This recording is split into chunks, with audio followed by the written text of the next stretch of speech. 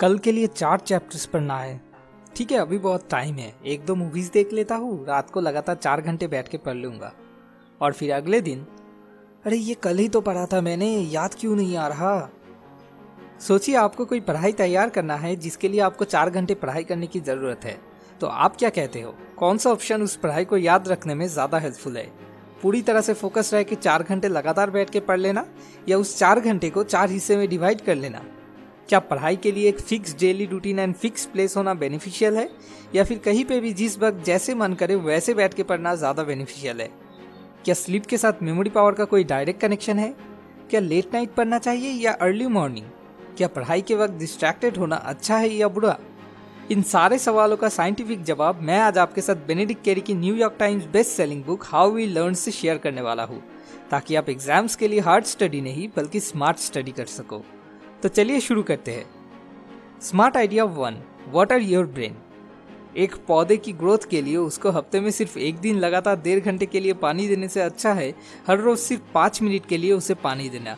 दिन में एक बार में ही लगातार 3 माइल चलने के बदले उसे 3 हिस्से में डिवाइड करके हर बार 1 माइल करके चलना सेहत के लिए ज्यादा फायदेमंद है। ऐसे ही लगातार 3 घंटे लग करके पढ़ाई करने से अच्छा है उसे 3 हिस्से में डिवाइड करके पढ़ना। बेनेडिक्ट इसको spacing effect and distributed learning कहते हैं। साइंटिफिकली ये प्रूवन है, याद रखने के मामले में डिस्ट्रीब्यूटेड लर्निंग या spacing effect performance up to 46% बढ़ा सकते हैं। इसके बहुत सारे रीजंस है।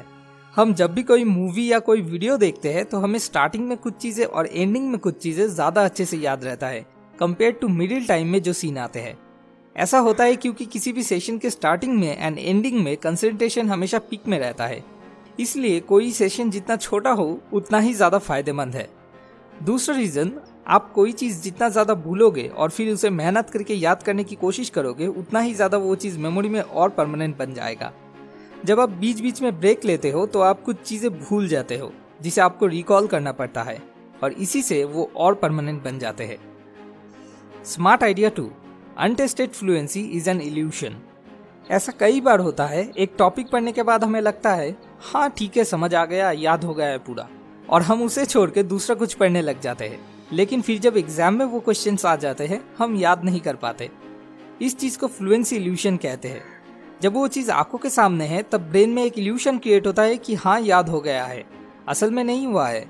इसीलिए एक चीज 4 बार देख देख के पढ़ने से अच्छा है उसे 1 बार देख के पढ़ना और फिर बुक को बंद करके 3 बार जो पढ़ा है उसको रिकॉल करने की कोशिश करना।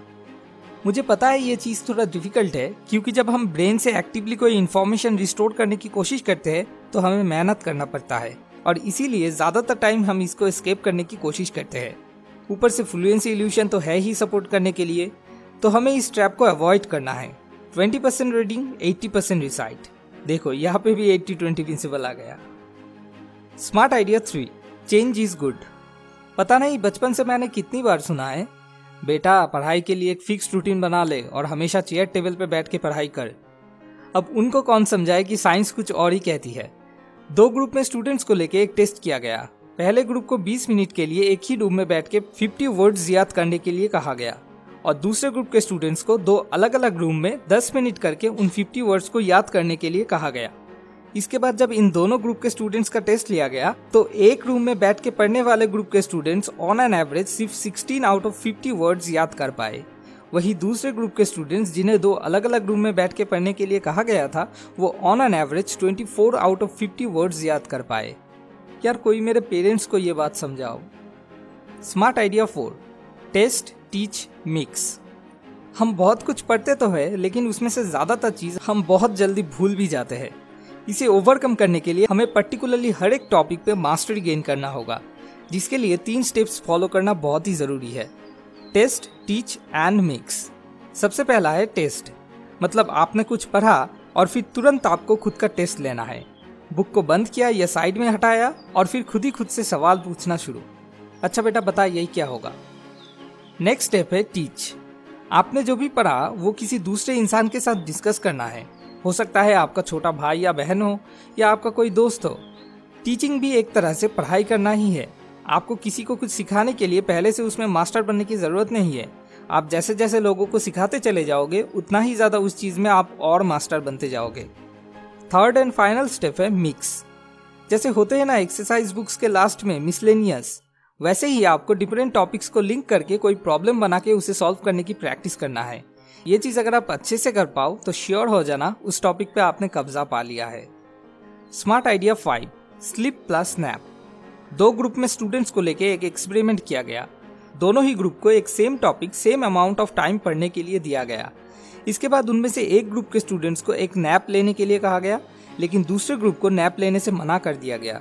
फिर जब इन दोनों ग्रुप के स्टूडेंट्स का टेस्ट लिया गया तो जिस ग्रुप को नैप लेने के लिए अलाउ किया गया था वो लोग फार बेटर परफॉर्म कर पाए compare to the second group जिन्हें नैप लेने से मना कर दिया गया था।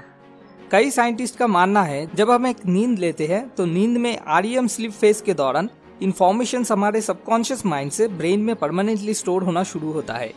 ये वो वक्त है जब हमारे दिमाग में से अनइम्पॉर्टेंट डेटास को हटा के सिर्फ और सिर्फ इम्पोर्टेंट डेटास को स्टोर करने की प्रोसेसिंग चलती है। इसीलिए एक अच्छा खासा नींद से उठने के बाद दिमाग बिल्कुल फ्रेश लगता है। तो दिन में एक नैप लेना कोई नुकसान नहीं बल्कि फायदेमंद है। अब आते हैं स्लीप पे। क्या लेट नाइट पढ़ना अच्छा है या अर्ली मॉर्निंग? ह्यूमन नेचर के अकॉर्डिंग साइंटिस्ट का मानना है नींद के लिए सबसे अच्छा टाइम है रात को 11 बजे से लेकर सुबह के 7 बजे तक। लेकिन अगर आपका इंटरनल बॉडी क्लॉक किसी वजह से ऑलरेडी बहुत ज्यादा चेंज हो चुका है तो ये टाइम आपके लिए फायदेमंद ना भी हो सकता है, लेकिन कोशिश करना चाहिए कि इस टाइम को मेंटेन किया जाए। नींद के मामले में सिर्फ इतना ध्यान रखना जरूरी है 6 घंटे की नाइट स्लीप लेना नेसेसरी है। और हाँ, सुबह हो या रात हो कुछ फर्क नहीं पड़ता, जब भी आपका माइंड फ्रेश रहे, एनर्जेटिक रहे, वही टाइम पढ़ने के लिए सही है। और एक बात, अगर अगले दिन आपका कोई थ्योरी सब्जेक्ट में टेस्ट है तो उस मामले में रात को जल्दी सो जाना ज्यादा बेहतर है ताकि इन्फॉर्मेशन सबकॉन्शियस माइंड से ब्रेन में प्रोसेसिंग होने के लिए टाइम मिल सके। लेकिन अगर कोई ऐसा टेस्ट है जिसमें बहुत सारे फॉर्मूलास याद रखने हैं तो उन मामलों में थोड़ा लेट करके सोना साइंस के मुताबिक ज्यादा फायदेमंद है। Smart idea 6, Zeigarnik effect. हम में से ज्यादातर लोगों का यह मानना है कि पढ़ाई के टाइम में डिस्ट्रैक्टेड होना बहुत ही बुरी बात है। लेकिन in the earlier 20th century एक साइकोलॉजिस्ट जिनका नाम है ब्लूमर ज़ाइगर्निक, उन्होंने एक बहुत ही इंटरेस्टिंग चीज नोटिस किया। किसी रेस्टोरेंट में एक वेटर जिस टेबल का बिल पेड हो चुका है उससे अच्छा जिस टेबल का बिल अभी तक पेड नहीं हुआ है उस टेबल का ऑर्डर ज्यादा अच्छे से याद रख पाता है। मतलब फिनिश टास्क के मुकाबले अनफिनिश टास्क के लिए मेमोरी ज्यादा अच्छे से काम करती है। आप भी कभी नोटिस करके देखना, जब हम पूरा रट्टा लगा के कोई एग्जाम देने के लिए जाते हैं तो एग्जाम से पहले तो हमें फिर भी कुछ याद रहता है, लेकिन जैसे ही वो एग्जाम खत्म हो जाता है वो सारी चीजें हम जैसे तुरंत भूल जाते हैं। ऐसा होता है क्योंकि हमारे सबकॉन्शियस माइंड को पता होता है कौन सा टास्क फिनिश्ड हो गया है या कौन सा अभी भी अनकॉम्प्लीटेड है, तो वो अनकॉम्प्लीटेड टास्क पे ज्यादा ध्यान देता है और कंप्लीटेड को जितना जल्दी हो सके रिमूव करके स्पेस बनाने की कोशिश करता है। हम इस चीज को अपने फायदे के लिए भी यूज कर सकते हैं। इसीलिए जब आप किसी बहुत ही टफ या क्रिएटिव टॉपिक के बारे में पढ़ रहे हो या किसी प्रोजेक्ट पे काम कर रहे हो तो बीच में डिस्ट्रैक्टेड होना, जैसे कि एक वर्क ब्रेक लेना या एक नैप लेना, फायदेमंद है। क्योंकि जब आप ऐसा करते हो तो ज़ाइगर्निक इफेक्ट काम करना शुरू करती है। मतलब अनफिनिश टास्क सबकॉन्शियस माइंड में प्रोसेसिंग होने लगते हैं, जिससे नए नए आइडियाज दिमाग में आने के चांसेस बहुत ज्यादा बढ़ जाते हैं। तो अब अगर इस पूरे वीडियो को समराइज करूं तो बात ये बनता है, नंबर 1, लगातार पढ़ने से अच्छा है बीच बीच में ब्रेक लेके पढ़ना। नंबर 2, अनटेस्टेड फ्लुएंसी एक इल्यूशन है, हमें टेस्टिंग के बिना इस पर भरोसा नहीं करना चाहिए। नंबर 3, पढ़ाई करने के लिए एक डेडिकेटेड टाइम एंड प्लेस के बदले different time and different place ज्यादा फायदेमंद है। नंबर 4, जो चीज हमने पढ़ा है वो पूरा याद रख पाने के लिए 3 स्टेप्स है, test, teach and mix. Number 5, enough sleep and एक शॉर्ट नैप पढ़ाई के लिए बहुत ही हेल्पफुल है। एंड नंबर 6, क्रिएटिव मामलों में ज़ाइगर्निक इफेक्ट हेल्पफुल हो सकता है। अगर आप और डिटेल्स में इस बारे में जानना चाहते हो तो नीचे डिस्क्रिप्शन में दिए हुए लिंक से जाके amazon.in से इस बुक को खरीद सकते हो।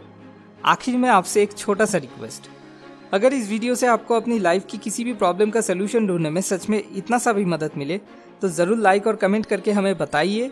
जितने लाइक्स आएंगे मैं समझूंगा उतने लोगों को मैंने थोड़ा सा मदद कर दिया है। यही मेरी असली मकसद है। अगला वीडियो अगले हफ्ते। ऐसे और वीडियोस पाने के लिए सब्सक्राइब करके हमारे साथ कनेक्टेड रहिए। मोर विजडम, मोर सोल्यूशन, बेटर लाइफ।